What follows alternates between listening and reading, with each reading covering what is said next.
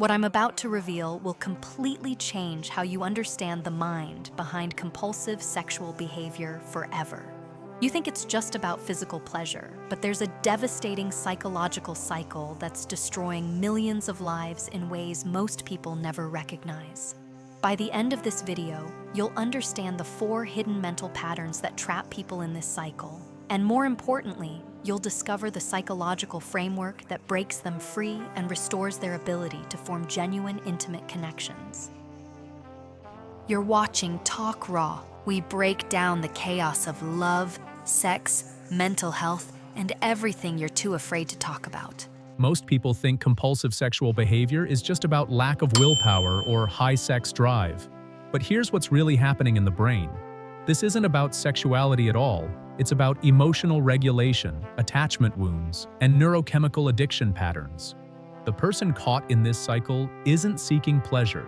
They're seeking escape from pain they often don't even recognize. And the tragic irony? The very behavior they use to cope is systematically destroying their capacity for the intimacy they desperately crave. The first principle you need to understand is emotional anesthesia through sexual fantasy. When someone is caught in compulsive sexual behavior, they're not actually thinking about sex most of the time. They're running from emotions they can't process. Loneliness, shame, anxiety, anger, or deep sadness get temporarily numbed through sexual stimulation. The brain learns that this behavior provides instant relief from emotional pain, creating a powerful psychological dependency that has nothing to do with actual sexual desire. Think about it this way. Imagine someone who uses alcohol every time they feel stressed. Eventually, they stop learning healthy ways to handle stress because alcohol becomes their only coping mechanism. The same thing happens with compulsive sexual behavior. The person stops developing emotional intelligence, communication skills, or healthy stress management because they have this one escape route that works instantly. Over time, they become emotionally stunted, while their sexual fantasies become increasingly disconnected from reality.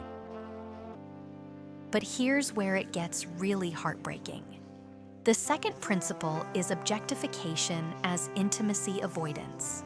When someone becomes trapped in this cycle, they start viewing others primarily through a sexual lens. Not because they're perverted, but because sexual fantasy feels safer than emotional vulnerability. Real intimacy requires risk, authenticity, and the possibility of rejection.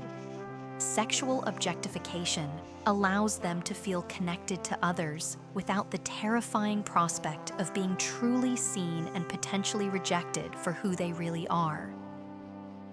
This explains why people caught in this pattern often struggle with real relationships. It's not that they don't want connection, they're actually starving for it, but they've trained their brain to associate human connection with sexual fantasy rather than emotional intimacy. When they encounter a real person who wants genuine connection, their brain doesn't know how to process it. The neural pathways for authentic intimacy have been underused, while the pathways for sexual fantasy have been overdeveloped. The third principle will shock you. Neurochemical hijacking through escalation. Your brain's reward system wasn't designed for the intense, instant gratification that modern sexual content provides. Each time someone engages in compulsive sexual behavior, their brain releases dopamine, but the receptors become less sensitive over time. This means they need increasingly intense or frequent stimulation to feel the same relief from emotional pain. It's not about moral weakness, it's about brain chemistry being hijacked. Here's the devastating part most people miss. When someone finally gets into a real relationship, their brain literally cannot appreciate normal, healthy intimacy. Real sex with a loving partner feels boring compared to the intense fantasy world they've created. This isn't because real intimacy isn't beautiful, it's because their reward system has been conditioned to expect artificial superstimulation. The result? They can't be present with their partner, can't enjoy natural intimacy, and often feel more alone than when they were single. Now, here's the fourth principle that explains everything: shame-based identity formation. People caught in compulsive sexual behavior don't just struggle with the behavior itself. They start believing they are the behavior. They think, I'm a person who can't control myself, I'm disgusting, I'm broken. This shame becomes their identity, which paradoxically makes the behavior harder to change because stopping would require rebuilding their entire sense of self. They stay stuck, not because they enjoy it, but because they don't know who they'd be without it. This shame identity cycle is incredibly destructive because it prevents people from seeking help or making changes. They've convinced themselves that they're fundamentally flawed rather than recognizing they're dealing with a learned pattern that can be unlearned. The most tragic part? The deeper the shame, the more they need the escape of compulsive behavior, which creates more shame. It becomes a vicious cycle that feels impossible to break without understanding the psychology behind it. But here's what nobody talks about: the ripple effects on their relationships and life potential. Every moment spent in compulsive sexual fantasy is a moment not spent developing emotional intelligence, communication skills, or genuine intimacy. Partners often sense something is missing but can't identify what. The person seems physically present but emotionally unavailable. They're not showing up fully because part of their emotional and sexual energy is constantly diverted to an internal fantasy world.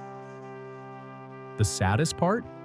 Most people trapped in this cycle genuinely want deep, meaningful relationships, but they've accidentally trained their brain to seek connection in ways that actually prevent real connection. They're not selfish or perverted. They're emotionally hungry people who learned the wrong way to feed themselves.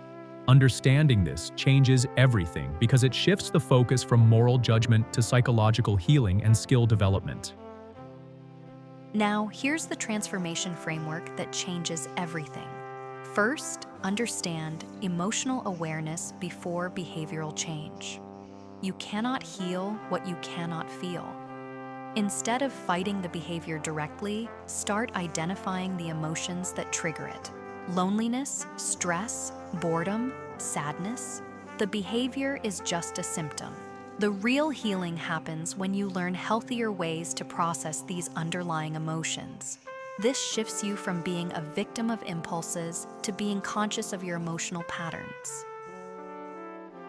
Second, practice identity reconstruction. Stop saying, I am someone who struggles with this, and start saying, I am someone who is learning healthier ways to meet my emotional needs. This isn't just positive thinking, it's neuroplasticity in action. Your brain creates your reality based on your self-concept. When you change how you see yourself, you literally change your neural pathways and make different behaviors possible. Third, develop authentic intimacy skills. This means learning to be vulnerable with safe people, expressing your emotions directly, and asking for what you need in relationships. Most people caught in compulsive sexual behavior never learned these skills, so they use sexual fantasy as a substitute for emotional connection. But when you develop real intimacy skills, the fantasy world naturally becomes less appealing because real connection is infinitely more satisfying. Here's a practical exercise that will begin healing immediately. For the next week, every time you feel the urge to engage in compulsive sexual behavior, pause and ask, what am I really feeling right now? What do I actually need? Then find one healthy way to address that actual need. Lonely? Call a friend. Stressed? Take a walk. Bored? Learn something new. This simple practice starts rewiring your brain to meet your real needs instead of masking them. The most powerful realization is this: compulsive sexual behavior isn't about sex. It's about unmet emotional needs and underdeveloped coping skills. When you address the real issues underneath, the behavior naturally loses its power over you. Those who recover successfully don't just stop the behavior. They build rich emotional lives, develop authentic relationships, and learn to find genuine pleasure in real intimacy. This isn't about deprivation. It's about discovering what truly satisfies the human heart.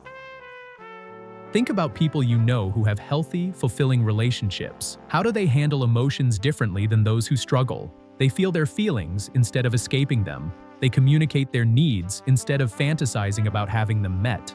They show up authentically instead of hiding behind masks. They've developed the emotional and relational skills that make compulsive behavior unnecessary because their real life is genuinely satisfying. Here's what I want you to understand about recovery.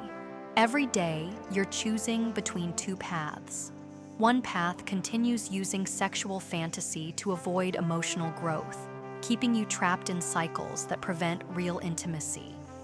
The other path involves feeling your emotions, developing genuine relationship skills, and building the authentic connections your heart actually craves. The choice seems difficult in each moment, but the compound effect over months and years is transformational. The beautiful truth is that your brain is incredibly adaptable. Yes, compulsive sexual behavior creates strong neural pathways, but every time you choose a healthier response to your emotions, you're building new pathways and weakening the old ones. Recovery isn't about perfect willpower, it's about consistent small choices that gradually rewire your brain for authentic intimacy instead of fantasy-based escape. So here's your healing challenge. Starting today, become curious about your emotional world instead of escaping from it. When you feel triggered, ask yourself what you really need. When you feel lonely, reach out to someone safe. When you feel overwhelmed, find healthy ways to self-soothe. Use your awareness to interrupt the old patterns and create new ones. Remember, every person who has recovered from this started exactly where you are now. Remember, compulsive sexual behavior isn't a moral failing or a character flaw. It's a learned coping mechanism that can be unlearned when you develop better tools for emotional regulation and authentic connection. The same brain that got trapped in these patterns has the capacity to create beautiful, intimate relationships when given the right conditions. Recovery is possible, healing is available, and you deserve to experience genuine love and connection. We've revealed the hidden psychology behind compulsive sexual behavior, the emotional anesthesia, intimacy avoidance, neurochemical hijacking, and shame-based identity that keeps people trapped. More importantly, we've given you the framework for healing, emotional awareness, identity reconstruction, and authentic intimacy skills. The question isn't whether you can change, it's whether you're ready to start that journey today. Your capacity for genuine love and connection is still there, waiting to be rediscovered. If this helped you understand yourself or someone you care about in a new way, subscribe for more psychology insights that address the real issues beneath surface behaviors. Next week, we're exploring how childhood attachment wounds show up in adult relationships in ways most people never recognize. You'll discover why you repeat the same relationship patterns and how to finally break free. Until then, be gentle with yourself and remember, awareness is the first step toward transformation.